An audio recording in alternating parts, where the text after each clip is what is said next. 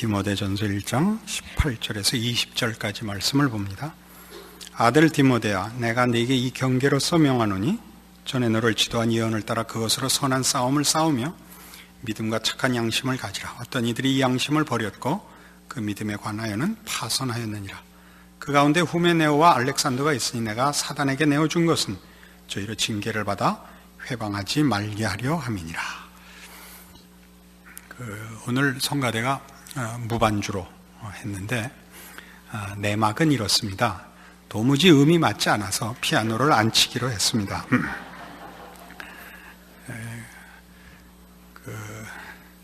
더 얘기하지 맙시다. 이 18절에서 20절까지 있는 이 내용은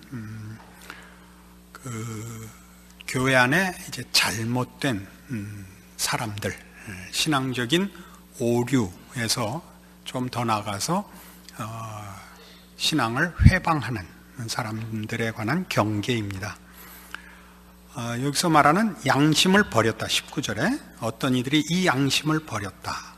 그래요. 믿음에 관하여는 파선하였다라는 이 버렸다라는 건 거부했다라는 뜻입니다. 그러니까 지도를 받지 않고 교종을 원치 않고 고집을 부렸다는 것인데 결국 그래서 사단에게 내어줄 수밖에 없었다고 얘기합니다.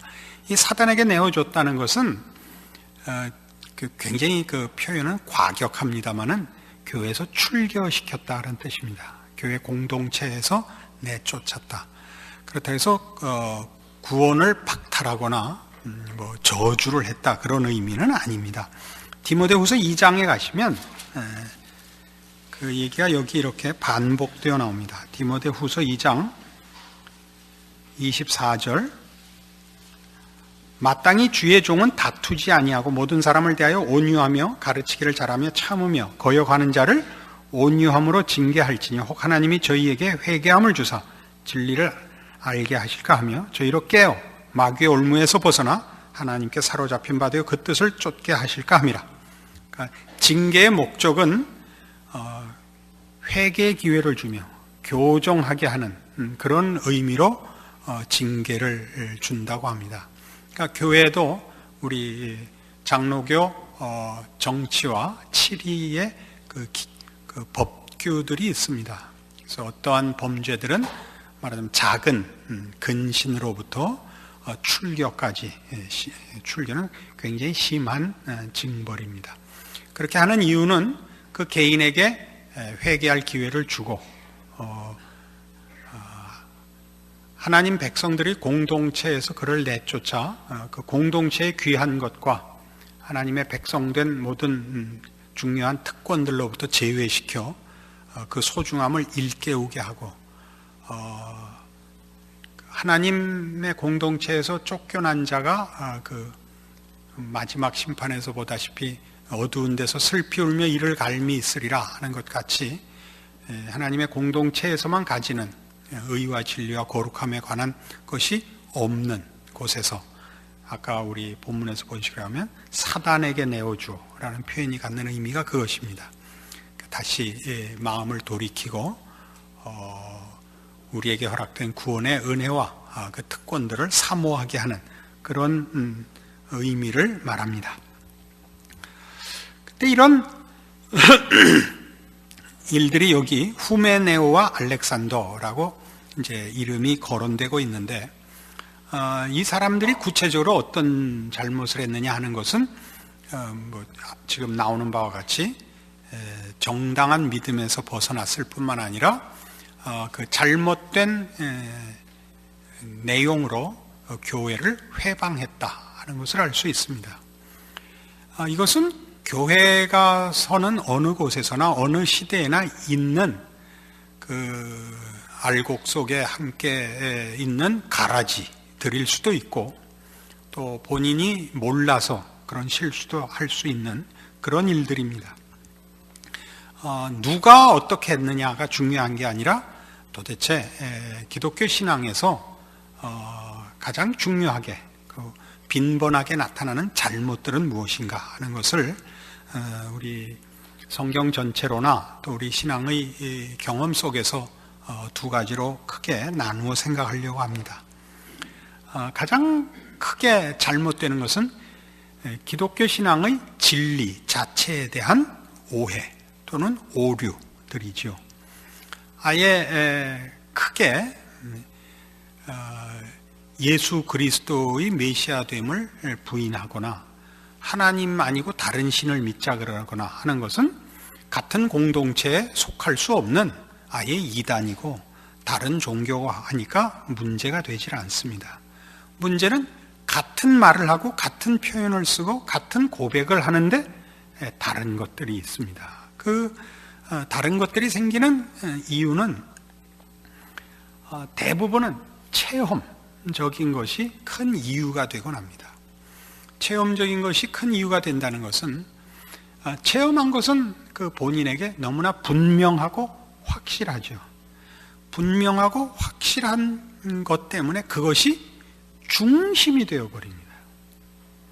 그것이 중심이 되면 진리 전체를 종합하고 질서를 가지고 균형을 잡는 일에서 삐뚤어지게 됩니다. 자기가 확인한 것, 자기가 감격한 것이 중심이 되고 전부가 되고 그걸 중심에 놓고 논리를 펴면 성경이 중심을 가져 전체를 가지는 이 균형과 다른 모양이 나올 수밖에 없습니다. 우리 대표적인 예로 구원에 관한 얘기만 해도 그렇습니다. 구원은 어떻게 확인합니까? 내가 구원받은 것을 어떻게 확인합니까? 여러분은 구원받은 것을 확신하는 믿음으로만 확인합니까? 구원을 확인하는 것은 성경적으로 얘기를 하자면 요한복음 9장에 나오는 실로암 사건 같이 거기서 날 때부터 소경되었던 자가 예수님에 의하여 눈을 뜨게 되고 정말 예수가 너를 고쳤느냐라는 바리새인들이 지적 앞에 그의 대답이 이것이었습니다. 다른 건 하나도 모르겠는데 옛날에 안 보이던 게 보입니다. 이거거든요. 구원을 받은 확실한 증거는 뭐냐면 내가 구원 얻은 사람인가, 내가 정당한 믿음을 가졌는가는 이겁니다. 하나님을 아는가, 이겁니다. 하나님을 아는가. 어느 하나님? 성경이 말하는 하나님, 예수를 십자가에 매다신 하나님, 나를 사랑하사 그 아들을 보내신 하나님, 성경이 말하는 이 하나님을 아는가, 믿는가 이겁니다.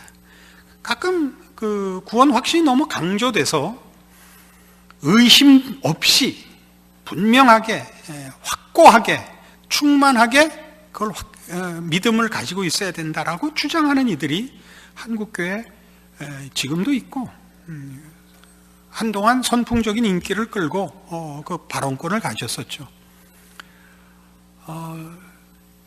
얼마나 확신이 큰가가 문제가 아니라 감각이 있느냐의 문제입니다. 생명의 감각, 믿음의 감각이 있느냐입니다. 우리 그 팔복에서 처음에 등장하는 복 있는 자의 증상이 뭐죠? 심령이 가난한 자는 복이 있는 겁니다. 심령이 가난하다는 건 뭐냐 하면 나 같은 게 무슨 구원을 받을 수 있겠는가? 나는 왜 이렇게 믿음 생활을 못할까? 이런 걱정과 절망을 느끼는 자가 복 받은 자라 그랬죠. 그건 증상이라 그랬죠. 구원 얻어 하나님의 자녀가 된 자만이 그 증상이 있습니다. 나는 왜 믿음 생활을 못할까? 나는 왜 이렇게밖에 못 살까? 그건 분명한 생명의 감각들입니다. 높은 수준은 아닐지라도 살아있기 때문에 가지는 감각이요, 고민이요, 절망입니다.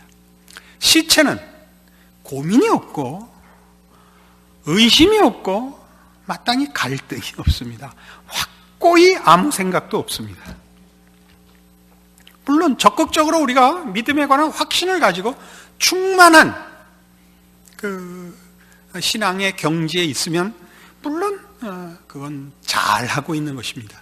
그러나 이 감격 때문에 이 감격이 없고 이 충만함이 없는 자는 구원을 받은 것이 아니다까지 가버렸었다고요. 그러니까 우리도 신앙생활을 해보면 이런 말 잘하죠. 그 계시록에 나오는 라우디게아의 교회에 보낸 편지, 네가 더웁지도 않고 차지도 아니하니 덮든지 차든지 하라. 그렇지 않으면 내 입에서 너를 내어 던지리라. 그 교회 안에서 고민하고 갈등하는 꼴을 못 보는 사람들이 있습니다. 자신의 믿음의 확고함 때문에.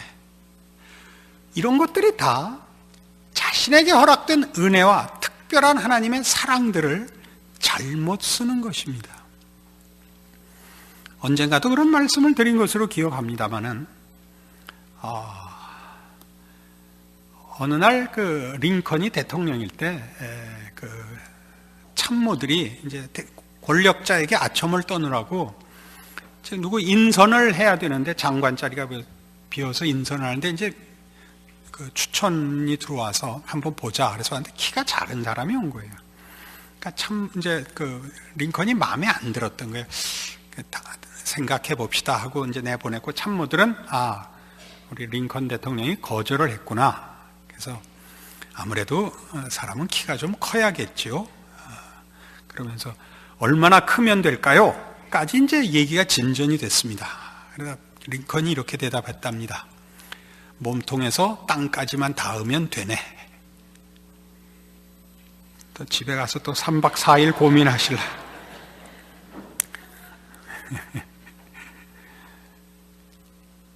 우리는 신앙 문제에 있어서도 이런 식의 오류를 범합니다. 훌륭해야만 정상이라고 생각을 하죠. 정상이란 건 그렇지 않습니다. 몸통에서 땅까지만 다리가 닿으면 정상입니다.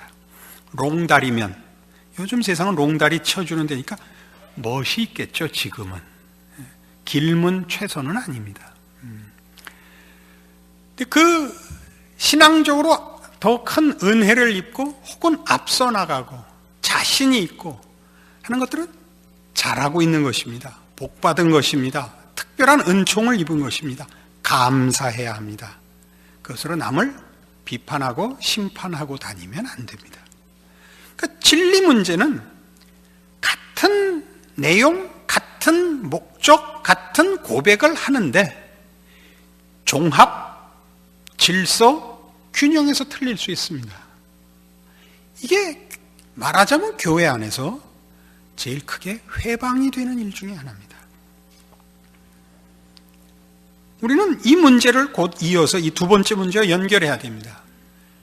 진리 문제와 함께 교회를 이해하는 것이 이 문제 아주 중요한 문제가 됩니다. 교회란 하나님이 함께 자라도록 허락한 하나님의 기관이며 하나님께서 십자가로 구원한 그의 백성들을 완성시키기 위하여 부른 그리스도를 머리로 한 몸입니다. 그러니까 교회는 경쟁적이지 않습니다. 같이 가는 겁니다. 이 같이 간다는 개념을 놓치면 아무것도 아닙니다. 에베소서 4장에 가시면 313페이지 신약성경 에베소 4장 1절 그러므로 주 안에서 갇힌 내가 너희를 권하노니 너희가 부르심을 입은 부름에 합당하게 행하여 모든 겸손과 온유로 하고 오래 참음으로 사랑 가운데서 서로 용납하고 평안에 매는 줄로 성령이 하나 되게 하신 것을 힘써 지키라. 하나 되게 하신 것을 지키라. 몸이 하나이요 성령이 하나이니 이와 같이 너희가 부르심에 한 소망 안에서 부르심을 입었느니라. 주도 하나이요 믿음도 하나요 세례도 하나이요 하나님도 하나이시니 곧 만유의 아버지시라. 만유에 계시고 만유를 통일하시고 만유 가운데 계시도다. 하나 되게 한 것을 힘써 지키라. 근데 우리는 뭘 잘못하냐 하면 옳고 그른 것으로 기준을 삼아서 교회 안에서 옳은 자와 그른 자를 자꾸 나눕니다. 아시겠어요? 열심 있는 자와 열심 없는 자를 가르고 쓸모 있는 자와 쓸모 없는 자를 자꾸 가릅니다. 이러시면 안 됩니다. 우리는 함께 가게 되어 있습니다. 왜 하나님이 그렇게 하셨는가는 그것이 하나님의 지혜요 하나님의 은혜라는 것밖에 우리는 모릅니다. 그리고 교회 안에 쓸모없어 보이고 늘 게으름 떠는 사람의 필요를 우리는 상당한 경지에 가야 알게 됩니다.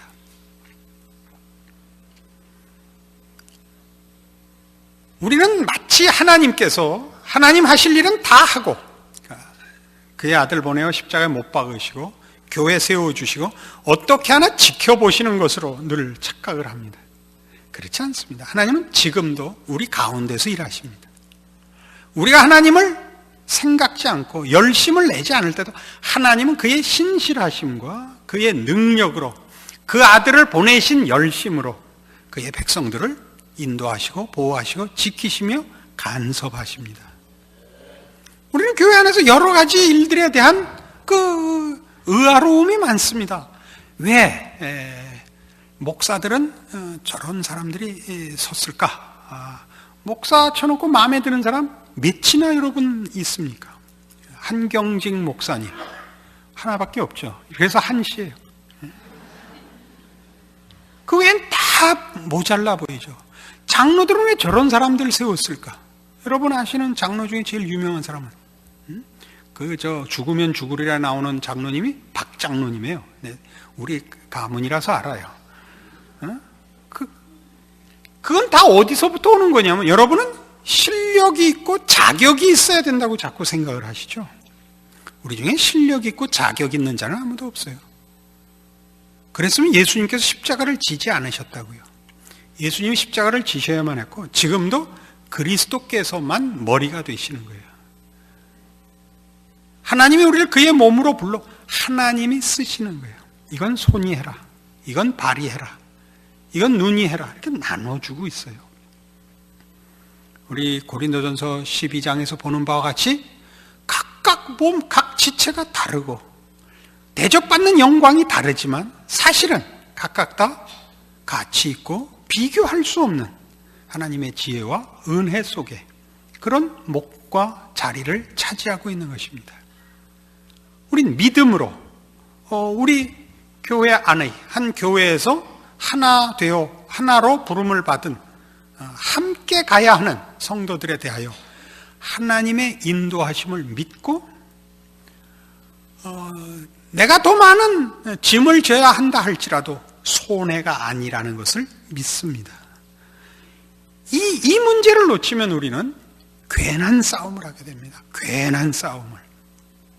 교회는 사실은 괜한 싸움을 99% 하고 정당한 일은 1% 정도만 합니다.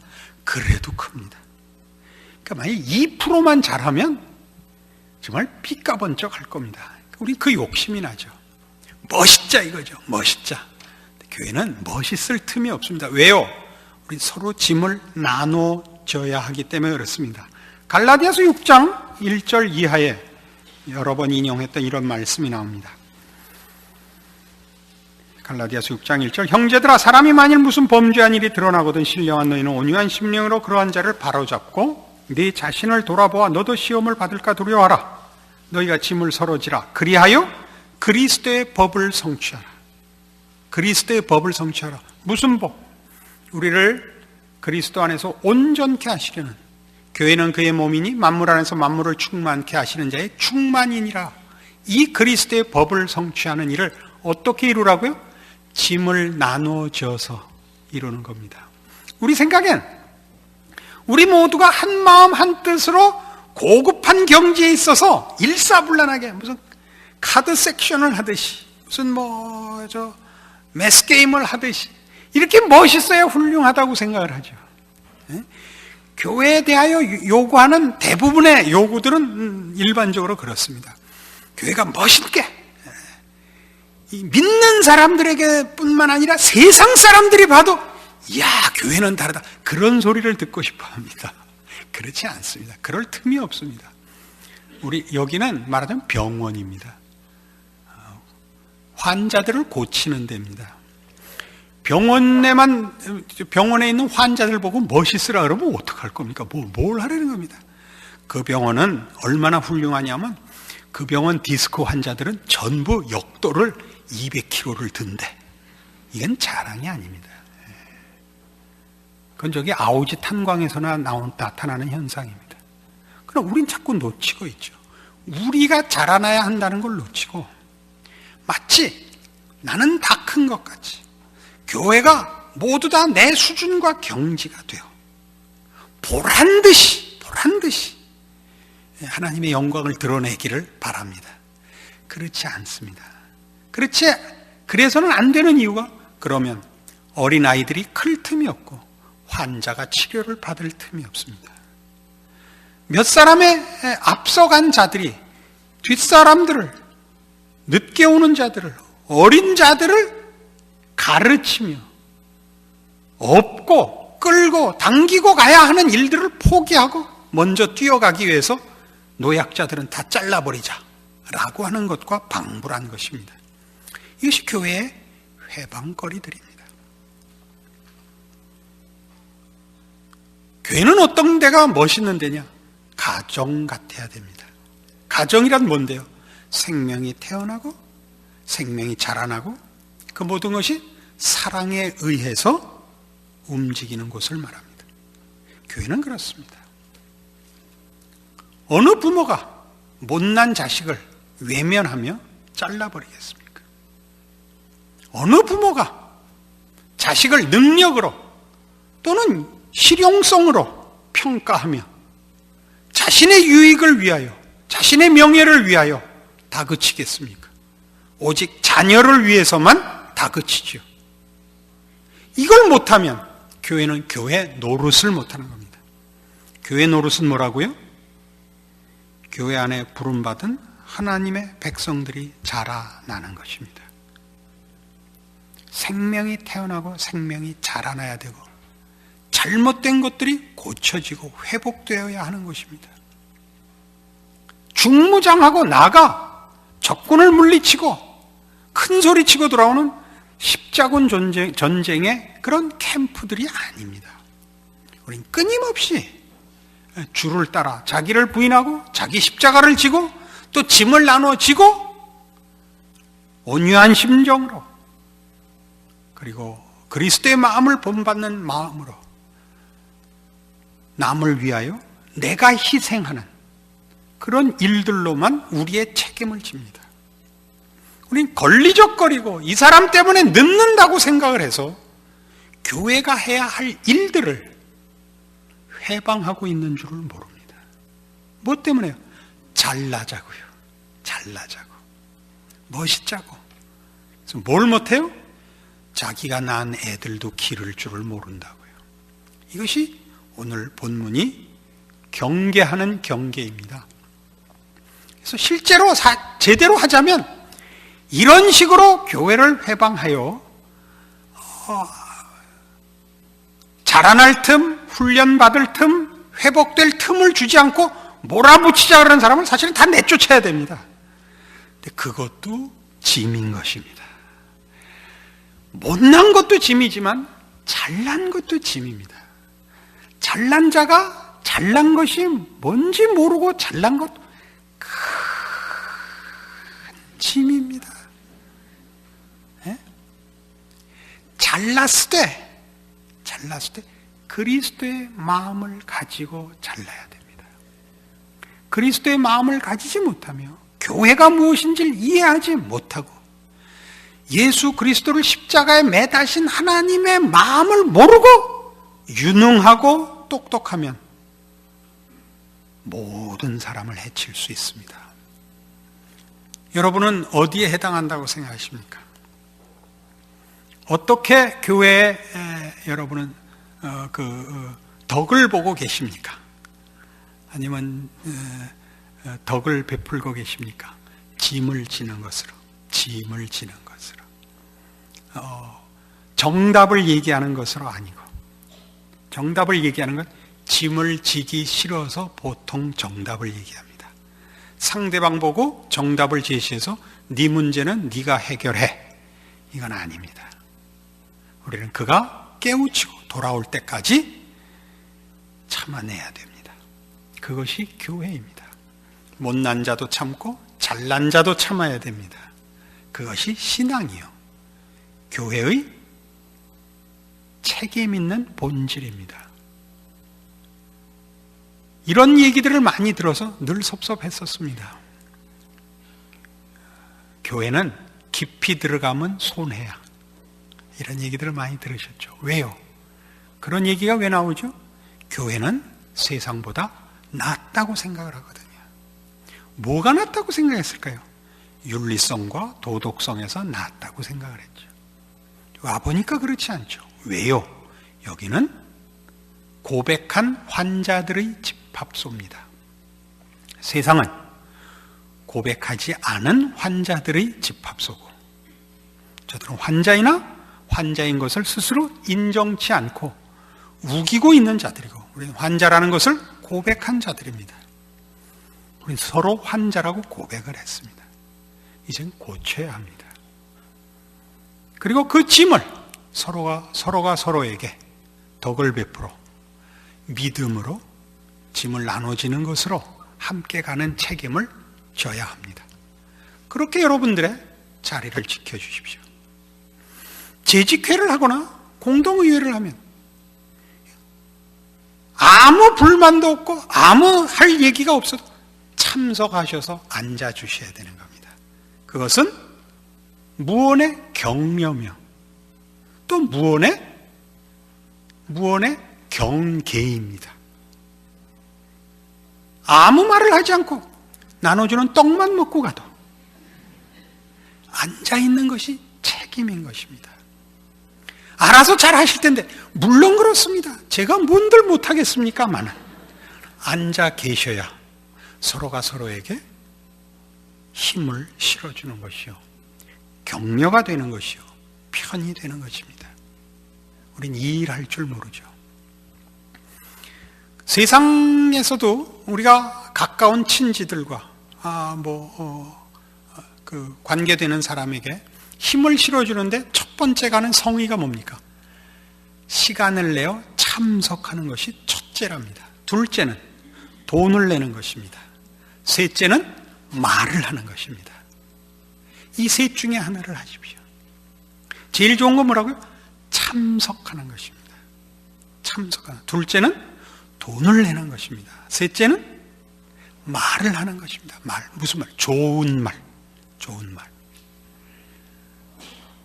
아시겠죠?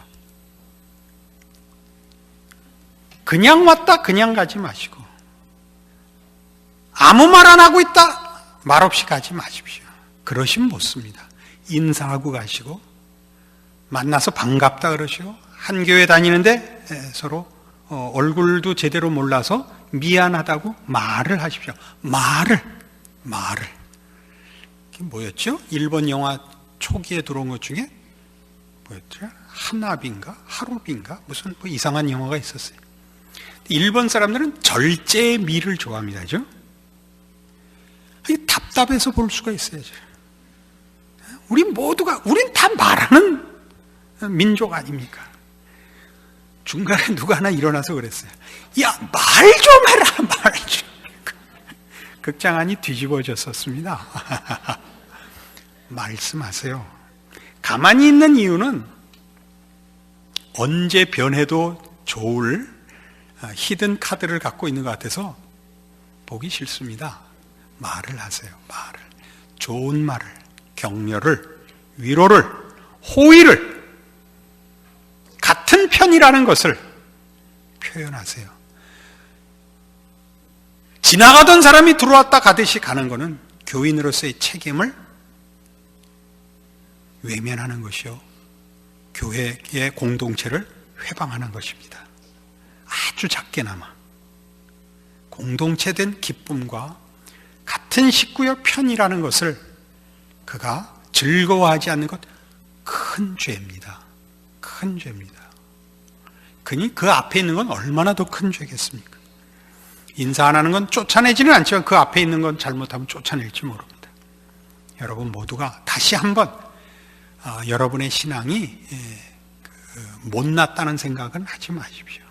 정상적이라는 것을 확인하시고, 그래서 하나님이 교회를 세웠다는 것과 그 안에서 내가 어떻게 해야 되는가, 어떤 위로를 받고 또 내 몫을 해야 되는가 확인하셔서 멋진 교회, 자랑스러운 교회가 아니라 내가 유익을 보는 교회, 내가 자라나는 교회, 내 신앙이 훈련되고 강해지는 공동체를 여러분 스스로 책임 있게 참여하여 만들어내시는 여러분들의 신앙 되기를 바랍니다. 기도하십시다. 하나님 아버지, 은혜를 감사합니다. 하나님께서 주의 몸된 교회로 여기 남포교회를 세우셨고, 우리로 한 믿음, 한 소망, 한 하나님을 섬기는 한 식구 되게 하셨습니다. 우리의 무정한 것과 우리의 게으른 것과 우리의 이 참 못난 것을 회개합니다. 우리는 사실 형제보다 더 가까워야 할 믿음의 형제고 같은 운명과 같은 은혜를 입은 하나님의 백성들인데도 우리는 가깝게 하기를 싫어하고 숨고 열심히 져야 할 책임들 뿐 아니라 그래서 얻어질 하나님의 은혜도 무지하여 외면하고 뿌리치고 내 마음대로 살겠다고 고집한 완악한 죄인인 것을 확인합니다. 이제 열심히 주의 몸된 교회로 부름받은 특권들, 책임들, 은혜들 누리는 일에 열심을 다하기로 주의 말씀을 근거로 하여 이 시간 주 앞에 회개하며 고백하오니 우리의 진심 받아주시고 교회 안에서 성도들이 누리는 특권들, 자랑들, 감사들, 기적들 아무도 놓치지 말고 혜택을 입고 감격이 넘치고 자랑할 것이 있는 믿음의 인생들로 허락하여 주시옵소서. 예수님 이름으로 기도합니다. 아멘.